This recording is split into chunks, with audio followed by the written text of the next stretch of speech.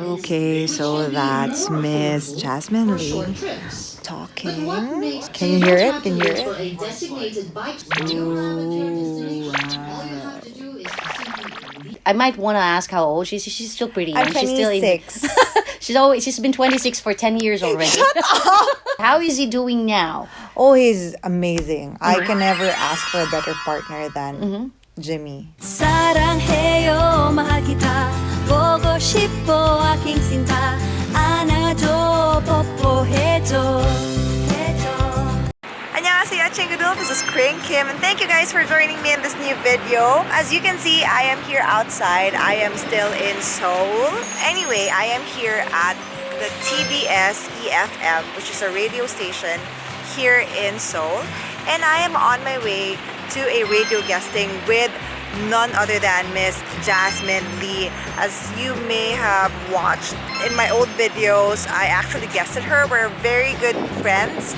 She's a very good friend of mine. She's also my ninang in my wedding, and she was a congresswoman here in Korea, and now she's a radio DJ. But she was actually, before she became a congresswoman, she was actually an actress and TV personality. So join me in this adventure. Let's go, let's go, let's make this happen.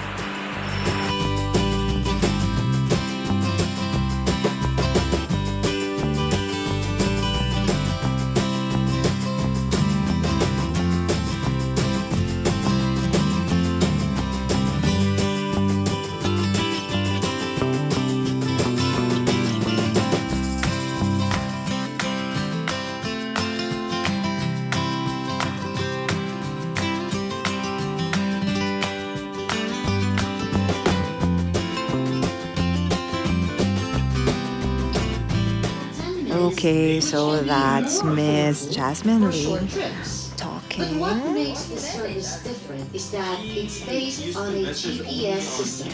Can you hear it? Can you hear For it? a designated bike. Ooh,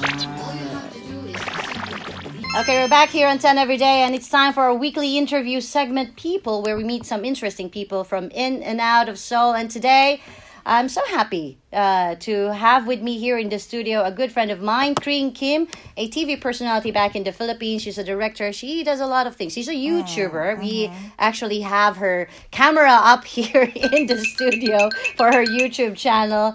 And we'll talk about her life and her involvement with K Entertainment. So, hi, Kring. Welcome to the program. hi, Miss Jasmine. How are Good morning. you? I'm very good, thank you. Okay, well, first off, you have, I mean, I know Kring personally, so, Yes. but I don't know about our listeners. I mean, you might be like popular through YouTube or your Facebook. Yeah. But I mean, really still have to introduce yourself to many of our listeners. Yes, hello everyone. I'm Kring Kim. I am a Filipina. Well, I am an MC, so I do a lot of events, hosting. I do a lot of, most of the Korean stars who come to Manila, I actually host for them. Okay. And Wow. then I also separately, I do like TV hosting as well, but behind the cameras, I'm also a PD. I'm a producer and director, and I run my own production company. So Ooh. there. Yeah, I might want to ask how old she's. She's still pretty young. I'm She's still in. 26. She's been 26 for 10 years already. She's been 26 for 10 years already. But anyway, you come to Korea from time to time. Yes. Like, I don't know if you can still count the time. This is I can't. like, yeah, yes, you can't count the times that you've been here to Korea. Yeah. What are some of the things that you do here? Well, we of course we visit the family. Oh, so we your come here husband for is vacation. Korean. Yes, Uh-huh. yes. Come for vacation, but sometimes I also do a lot of shoots here in Korea, and I'm doing some like side projects now, and which involves like merchandise, like Kpop merchandise and those things, and yeah, pretty much it. Mostly for if it's gonna be for quote unquote work, it's mostly like for filming and those things. Yes. Well, as you have said, you come to Korea to visit the family, so that means your husband is Korean. Yes. I happen to be there. Like, what do you call me? Godmother. A godmother from. I don't know if you your have that- wedding godmother. If you have that concept in We Korea. don't have Oh, that yes, concept in okay. Korea, but I was their wedding.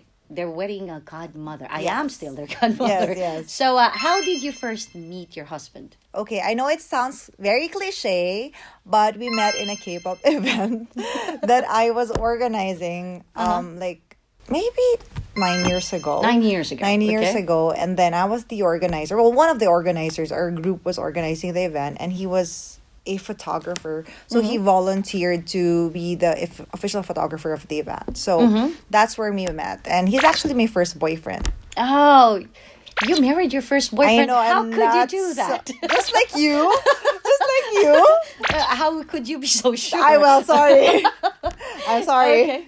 Okay, well, I know for sure that you have an awesome story behind how you two got married. So, can you please share it with us? Okay, so the backstory of it is like in 2010, once we got together, I made a blog for him. It's called My Korean Boyfriend. It's called mykoreanboyfriend.com. It became quite a hit, and we had some like hit vlogs. So at the time I was vlogging already, so we had the following. And then because we were kind of known as the Filipino-Korean couple, some producers from the TV networks approached us and asked us if we wanted to audition for a show about couples who wanted to get married. So in essence, it's like Big Brother.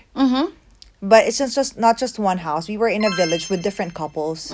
So we would we stayed there, and then every week there were challenges and eliminations, just like in Big Brother. And we ended up winning the show and getting married on national TV. Yeah, they got married on national TV. It was all expenses paid. Yes, Honeymoon. yes. What were the prices then back then? We won 2 million pesos, which is about like $50,000. And we have a house and a lot. They were given a house and a lot. Yes, and business package. But we just got the money for that. And then we also have the 1 million pesos money, which is about $25,000. So it's actually a starting point. They gave you everything for you to start your marriage. Yes. In a cool way. So how can who gets to get married on national television? Not a lot. But yeah, they did get married to on national television. Now, this is something that I wanted to ask for a long time, but haven't had the time to whenever we meet. What is it like being married to a Korean outside of Korea? Because I know how it is like to get married, to be married to a Korean within Korea, but outside of Korea, how is it like? So especially like he's the foreigner, right, in the Philippines. So he's the one who lives in the Philippines as a foreigner. He's the one who had to adjust. That's the reason why up until now I cannot speak Korean fluently, because I felt like if you wanted to be with me and if you wanted to, live here, you have to be the one to learn my language and learn the ways of the Filipinos. So he had to adjust more than I did in the relationship. Okay. So culturally we had the cultural differences, of course, those things and the language barriers, but it wasn't so hard for me as it was for him. I feel like, because then he has to, on a daily basis, he had to eat Filipino food, and you know what I mean. If I were here in Korea, I would be the one to adjust. Yes. But since he was the one in the Philippines, he had to be the one to adjust to the how Filipinos are. We're very we have big families and those things, and it's not like that here. So he had to adjust to all of those things. Oh, was it hard on him? I'm sure. I am sure. Because I know if someone asks me about it, I'm like, it is very. I'm sure. It was a very hard time for me. Yes. I mean, you going. For me here in Korea, so I can just imagine how it was for him in the Philippines. But how is he doing now? Oh, he's amazing. I can never ask for a better partner than Jimmy. Okay. And right now we are sort of working together. And I think that him being Korean, and we do a lot of we have a lot of Korean clients and those things. So, and with what I do, like with me hosting and everything. So if I have things that I want to ask about, I mean, culturally, I can just ask him. Although he never helps me with translations. Oh. He never. Why is that? He's like that. Oh, so I he don't know just- what's wrong with him. There's a He lot of wants things you wrong to- with him. I think that's the only way that he could No, it's actually like try to Kitana. push you. He's just like lazy. Oh, not to push you to learn no, Korean no, more. not at all. Because But- sometimes I would ask him, "What's the Korean for this?" He's like, "I don't know." How can you not know? But anyway, I have heard a lot of stories about, differences because they're working together. And Filipinos and Koreans have different working ethics. Definitely very different. Very So what's the different. biggest difference that you felt? Oh my gosh. Not to sound, like it's not negative or anything, but Koreans are super like, what's that term? Aligaga? Like, Oh, they're what's that? always, What's yeah. that the term? I'm not even sure what term can be used for Yes, that. I but, don't know. It's they're like really they're just always like- busy, like buzzing bees. yes, like it's not uptight. It's more like always on edge. Always You on know? the go. Yes, I mean like, and Filipinos are very chill, very calm because it's very hot. Yes. So you cannot be like all over the place all the time. Otherwise, you're gonna sweat and be hot. And Koreans are not like that. So Yeah. culturally, there's a That's big the difference. The slow and the fast. Yes, yes. I And mean, it's like the speed of the how pali things getting done. like but we Okay. don't do it like that in the Philippines. So I think I have heard a lot of stories where Jimmy had a lot of difficulty trying to understand that particular Yes, culture.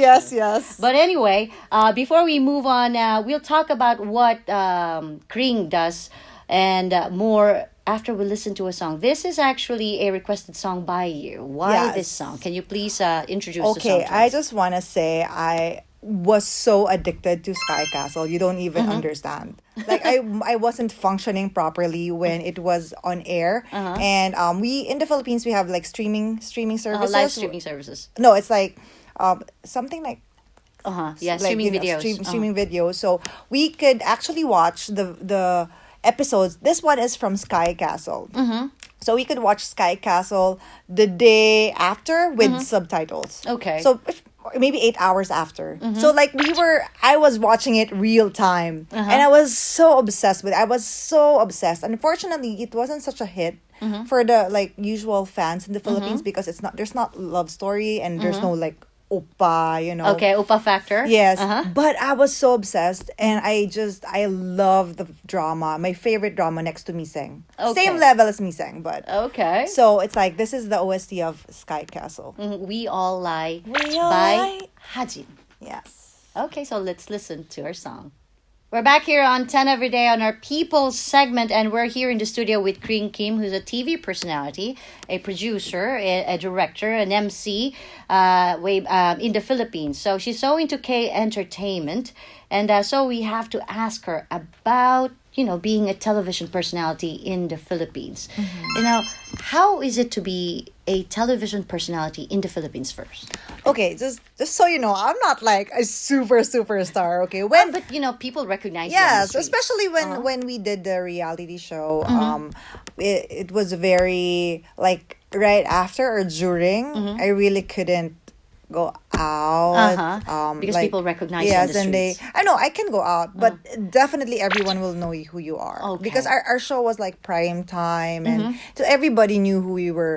Going to the grocery was like, oh, you're like this, you're like that, and some people would take a photo, and that's nice. But I took a break from that for a while, and then just went back to hosting again late 2017 2018. Basically just went back again because I concentrated on being a PD and my business for a while. Okay, so you have said that you have hosted most of the, personalities, Korean personalities who went to the Yes. Philippines.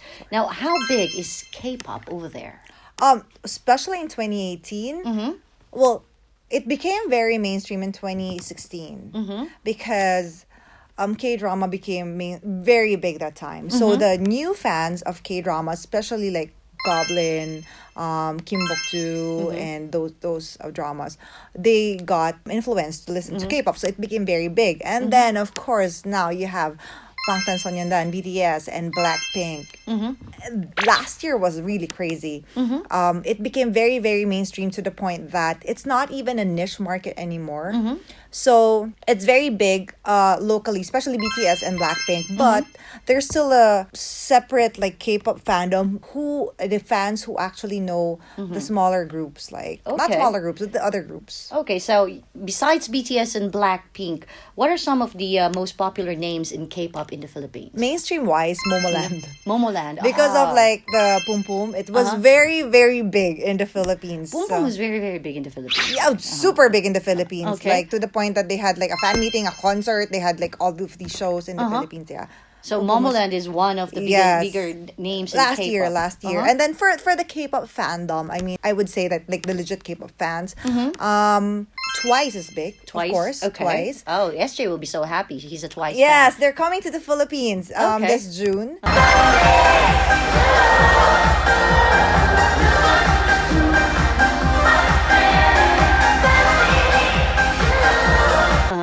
Twice is big. EXO, of course. Of course, EXO and the newer ones, the newer names that are coming up. NCT, Stray Kids, those ones, yes. Okay, so but it's not just K-pop, which is like popular in the Philippines. Dramas and films, as you have said, also has an impact Yes. in Philippines, in the Philippines. Yes. Films, not so much.